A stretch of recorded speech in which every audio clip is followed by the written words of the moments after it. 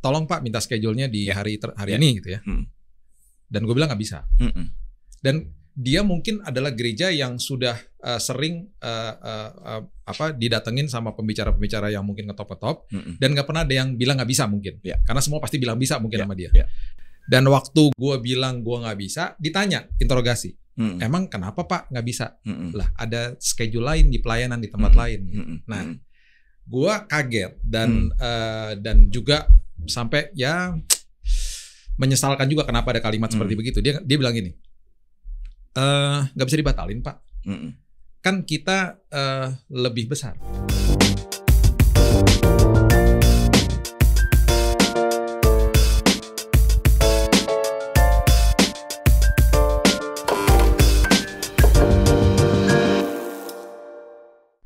Teman-teman Kopi, kembali lagi pada podcast Billy's Coffee Table. Pada hari ini kita kedatangan kembali sahabat saya, Pendeta Muhammad Riza Solihin, yang saya selalu panggil dengan panggilan kasih saya, panggilan manja, Eca. Tapi nyebelin.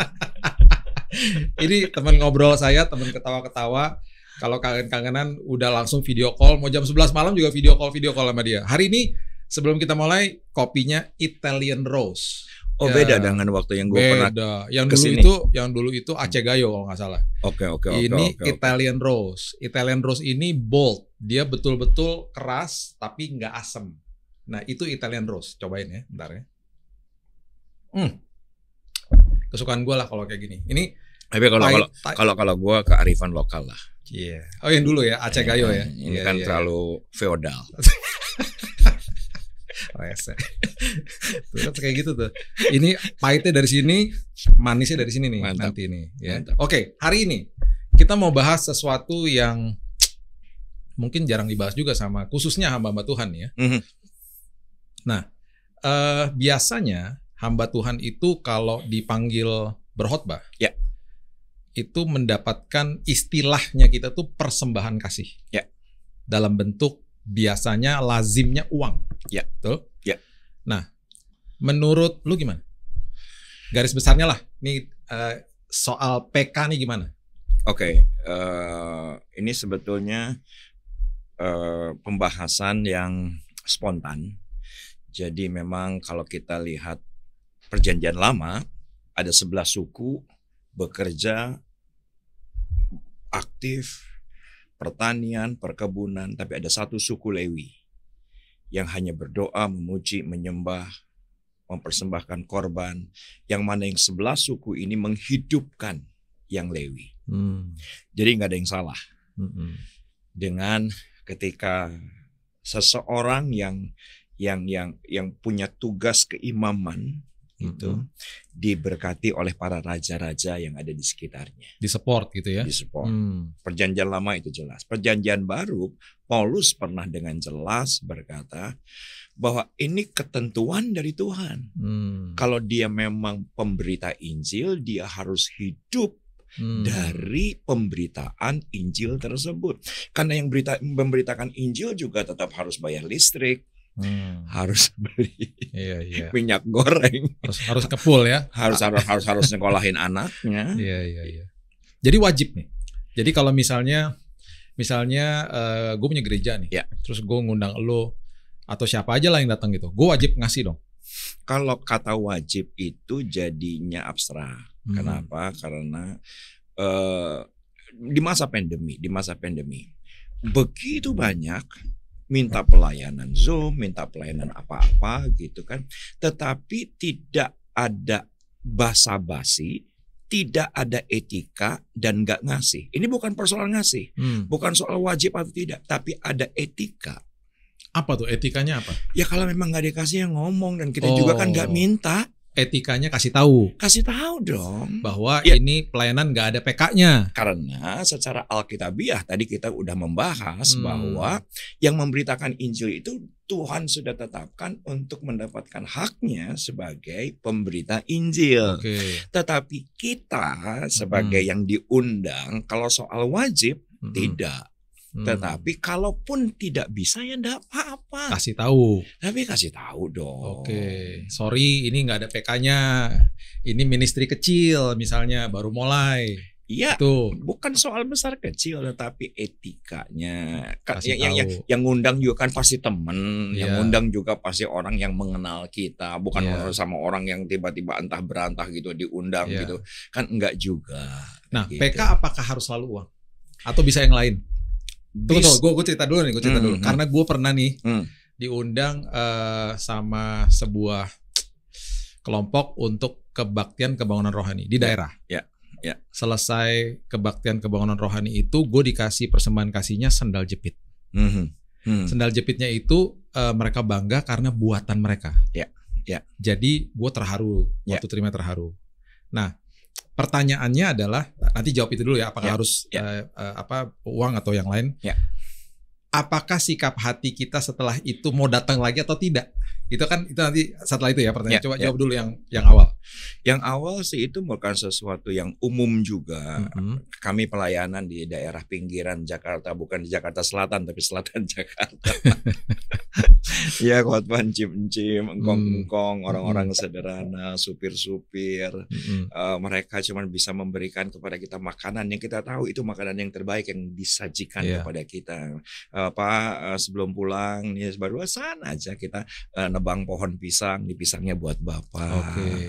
Pak, ini baru saja kita panen singkong, ini singkongnya buat hasil tanah. Yang kita tahu bahwa dia memberikan dengan hatinya, karena di mana ada hatimu, disitulah hatimu berada. Kan gitu ya. Berarti yang diberikan itu bukan soal angka, bukan soal uang, tapi hati itu. Iya.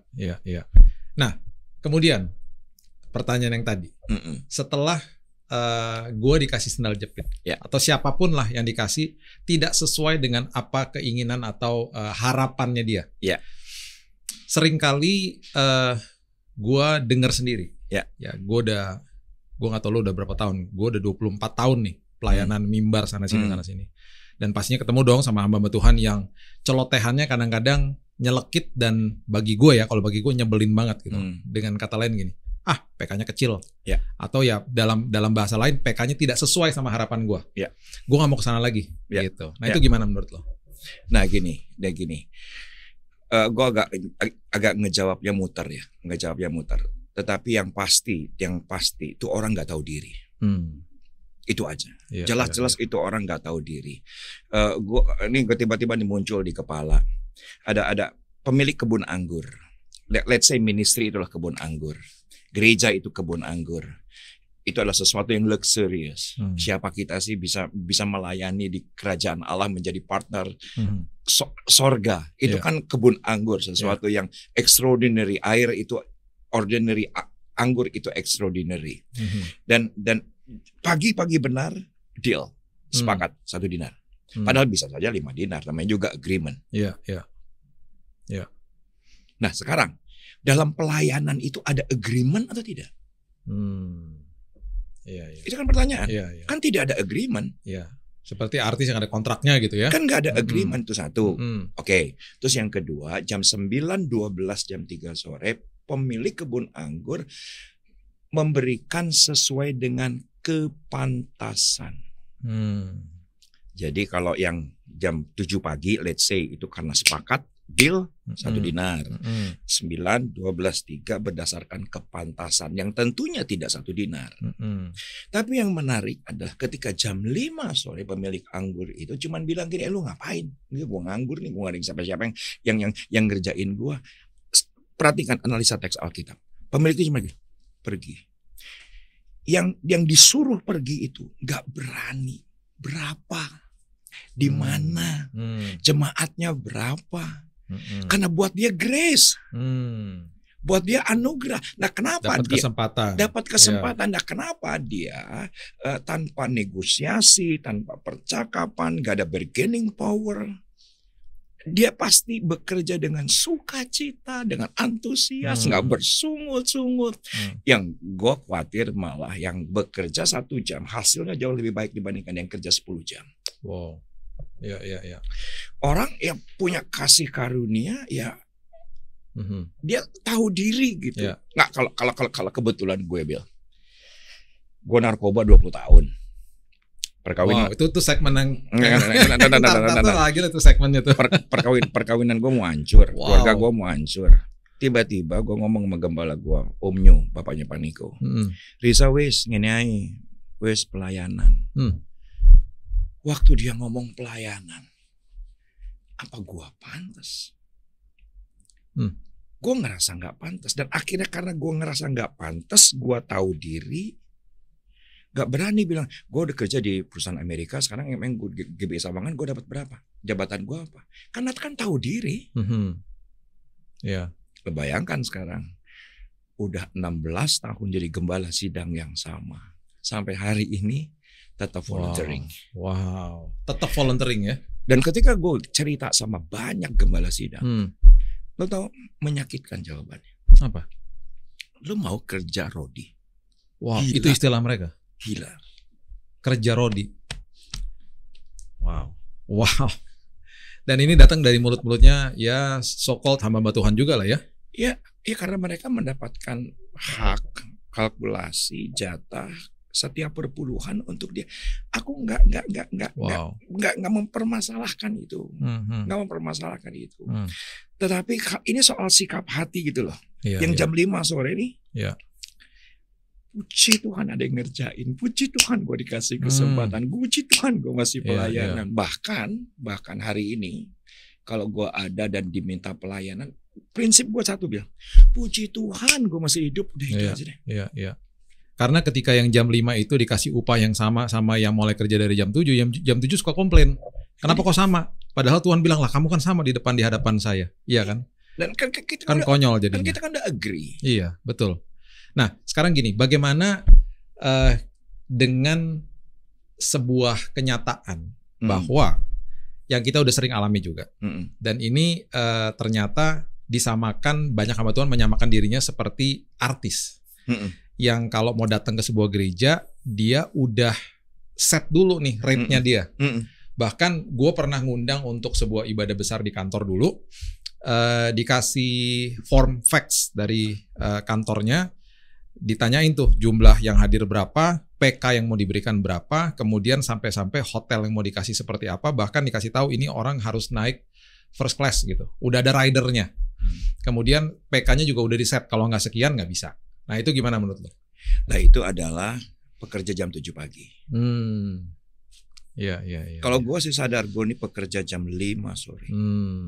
Ya, terserah dia mau menempatkan dirinya, mau berdasarkan kepantasan. Oh karena gue senior, oh karena gue doktor, oh berdasarkan kepantasan diukur jam 9, jam 12 atau jam 3 sore. Tapi kalau yang jam 5 sore, gue sampai hari ini gak pernah sekolah Alkitab, gak pernah sekolah seminari, gak pernah sekolah teologi, hidup hancur, bisa pelayanan, anugerah. Betul, dikasih kesempatan. Terus rek naon deui, rek ngentan naon deui. Ya kalau orang-orang yang jam 7 pagi ya mungkin karena mereka qualified, powerful, mereka mungkin diurapi luar biasa, ya sudahlah enggak apa-apa. Tetapi ya kembali ya itu soal penilaian juga berdasarkan apa yang Tuhan mau. Tetapi kalau menurut gue sih kayak gue mah anugerah banget. Jadi pantas nggak kalau pendeta udah ngeset gitu, PK-nya harus sekian gitu? Pantas nggak?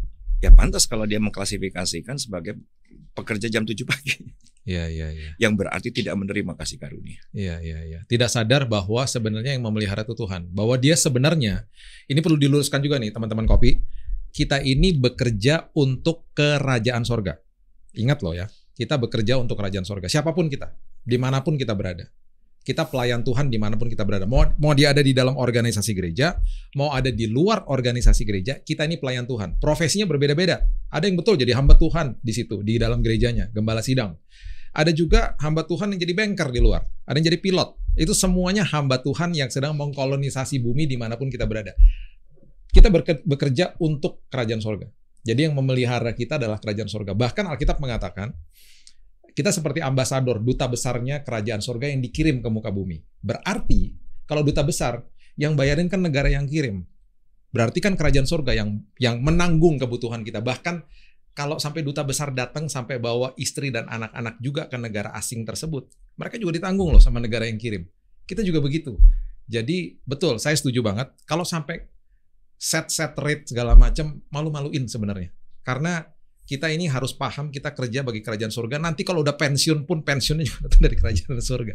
Jadi kalau penempatan sebenarnya sebagai hamba Tuhan, kita ini istilahnya tuh kalau masuk ke dalam ranah PK gitu ya, itu sesuatu betul yang sensitif. Dan itu sesuatu yang akhirnya juga banyak menguji hati daripada hamba Tuhan itu tersebut. Betul nggak? Karena kita juga pasti pernah ngalamin. Dan gue pernah ngalamin juga, contohnya gini. Tiba-tiba schedule waktu itu gue masih ngelola persekutuan doa di kantor, di yayasan gue. Dan tiba-tiba dibatalin nih, last minute. Padahal udah setnya udah 2 bulan lalu gitu ya. Dibatalin 2 hari sebelumnya.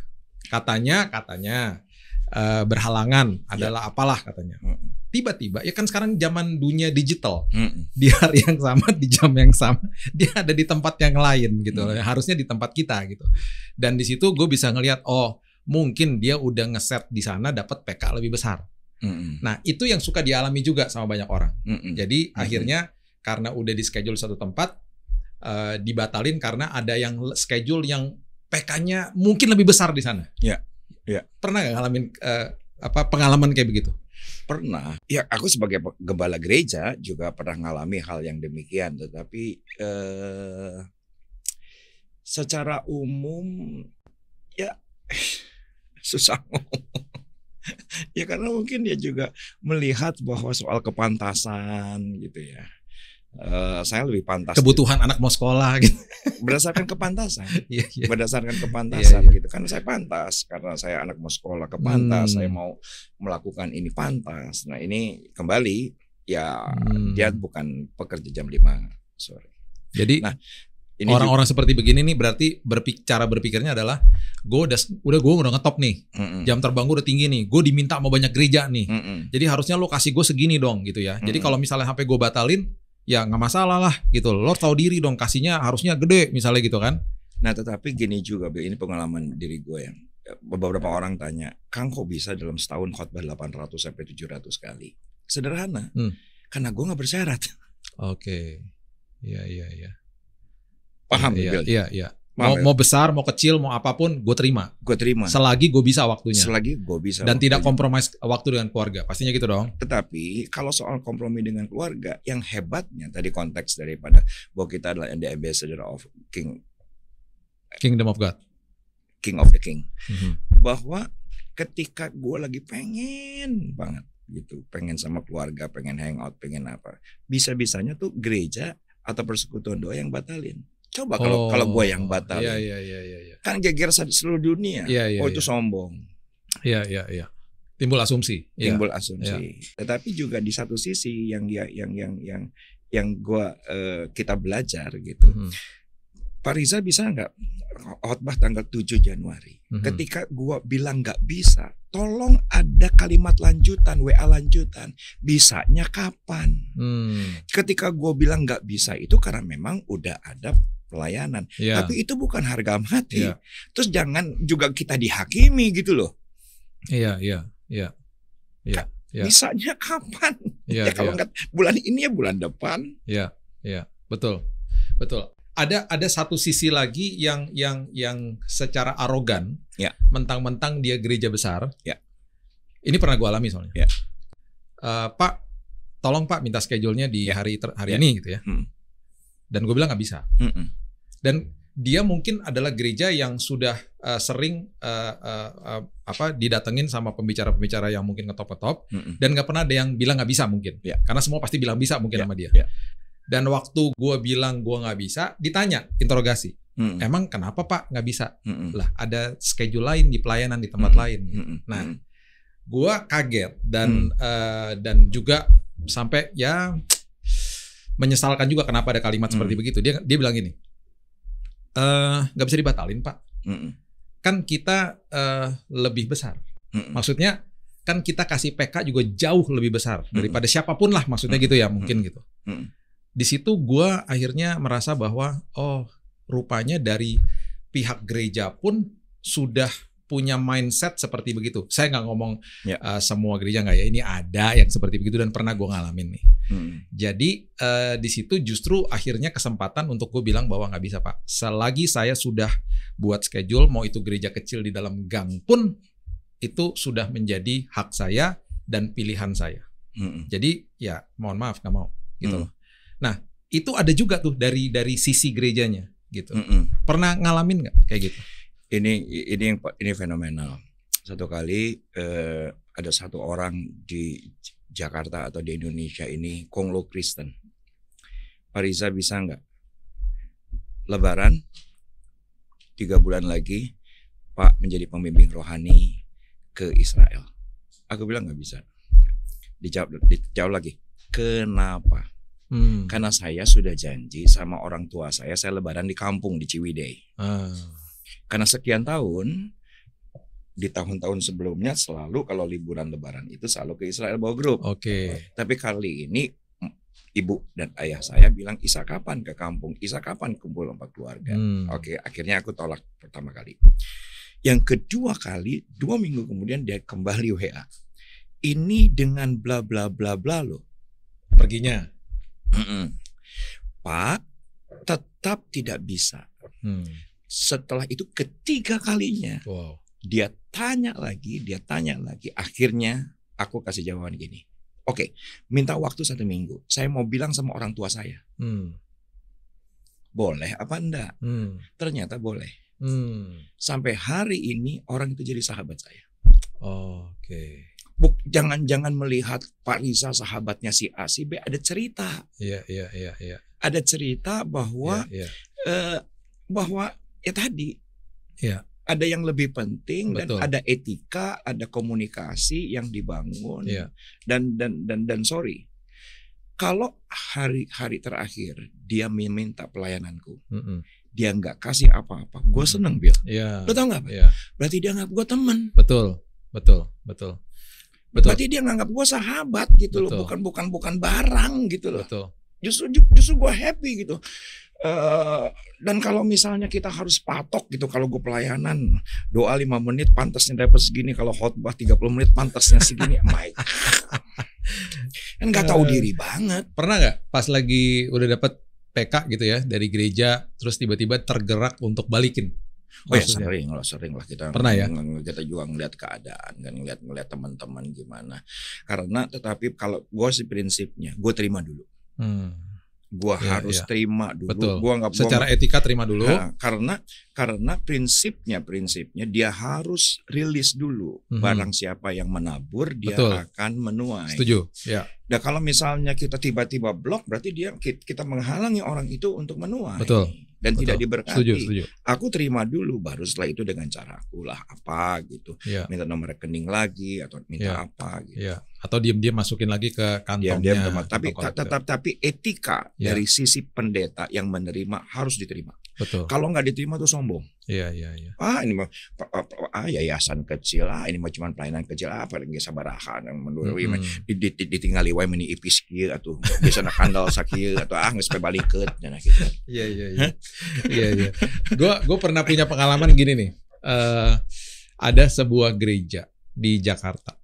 Gereja ini yang mengembalai almarhum pendeta sudah almarhum dari jemaat-jemaat dari pemulung.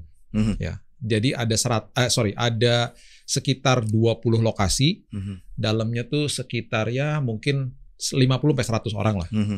Nah, kalau pelayanan di tempat-tempatnya dia itu pastinya di kolong jembatan, di pinggir rel kereta. Seringkali kalau sampai ke sana itu bawa baju ganti karena pasti basah lah keringetan. Bahkan kalau lagi kereta lewat kita harus diem, nggak bisa terusin karena nggak ada mic. Nunggu kereta lewat baru kita mulai khotbah lagi. Nah, seringkali dari sana PK-nya itu dari jemaat. Jemaat yang ngumpulin dari kolektor mereka dikasih sama kita. Yang nggak tega juga lah ya. Ujung-ujungnya kan pasti kita balikin. Nah, ketika membuat sebuah kelompok teman-teman yang pelayanan di situ, karena ini kasihan mereka. Dan ini adalah orang-orang yang baru diselamatkan dan akhirnya kalau udah lebih dari 2000 nih, jemaatnya 2000 loh totalnya. Dia udah nggak bisa nanganin, dia mulai kasih ke gereja-gereja lokal. Dan ini benar-benar underground nih di Jakarta. Sedihnya waktu gua membuat berusaha membuat grup teman-teman hamba Tuhan untuk pelayanan di sana. 1-2 datang, setelah itu nggak mau lagi. Ya karena gitulah kondisinya. Dan akhirnya tidak komit. Dan akhirnya ditemukan orang-orang justru yang tidak pernah kedengeran.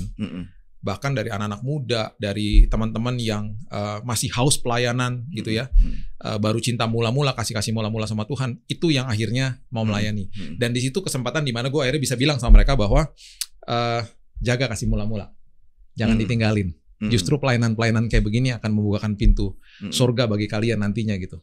Dan itu yang gue alamin ya waktu di dalam kelompok gereja ini. Dan bisa dibilang, bayangin loh, di Jakarta jemaat 2000 itu nggak banyak gereja punya jemaat 2000. Tapi memang betul-betul ini di bawah underground lah. Di bawah kolong jembatan, terus di tempat-tempat ketika kita lagi khotbah tiba-tiba air naik, air pasang di dekat-dekat laut sana gitu.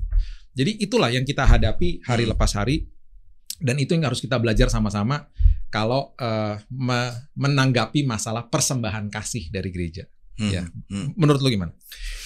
Ya prinsipnya kita tidak akan pernah menuai kalau tidak menabur. Iya. Jadi kayak gue sama Elsa gitu, kalau misalnya dalam sebuah posisi seperti itu, ya inilah yang kita senang, kita nabur, kita senang, dia berarti nganggap kita teman, itu kita senang kok kita menerima sesuatu yang memang bernilai gitu ya. Yang jadi masalah yaitu adalah di kami ini adalah waktu. Waktu kita cuma 24 jam sama seperti kalian, 24 jam. Tetapi kalau masih yang 24 jam itu kalau memang kosong dan memilih, ya itu nggak tahu diri. Itu saja.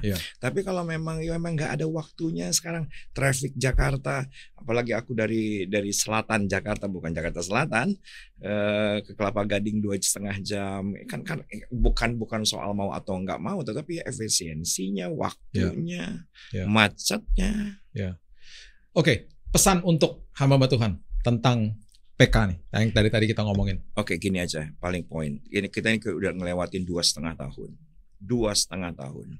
Kalau jangan pernah kita berpikir kalau 1.000 rebah di sebelah kiri, 1.000 rebah di sebelah kanan kita lebih baik.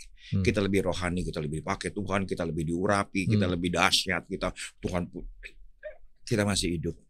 Puji Tuhan. Mumpung masih hidup.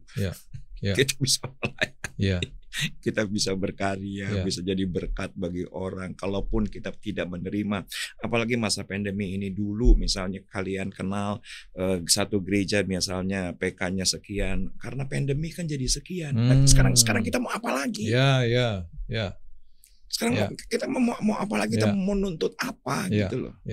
Kita masih hidup, masih lupakanlah kalau memang mau memperkaya diri dari pelayanan yang dalam kondisi yang seperti sekarang gitu. Amin. Yes, teman-teman Kopi, ingat bahwa selama kita hidup, selama kita berkarya, selama kita ada di muka bumi, kita sedang mengkolonisasi bumi, menularkan budaya kerajaan surga dimanapun kita berada.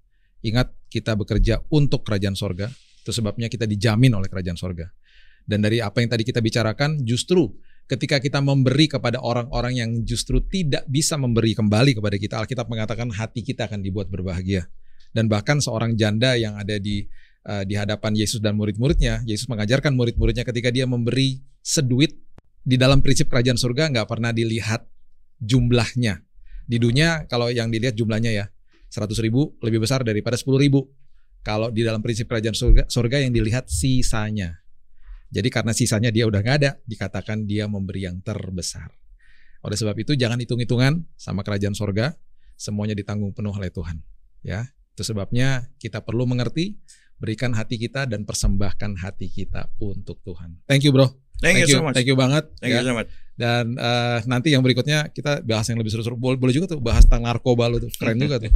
Oke, teman-teman Kopi. Sebelum kita tutup, jangan lupa share, like, komen, dan subscribe Billy's Coffee Table di YouTube. Dan kemudian follow IG-nya Billy's Coffee Table dan juga TikTok-nya Billy's Coffee Table.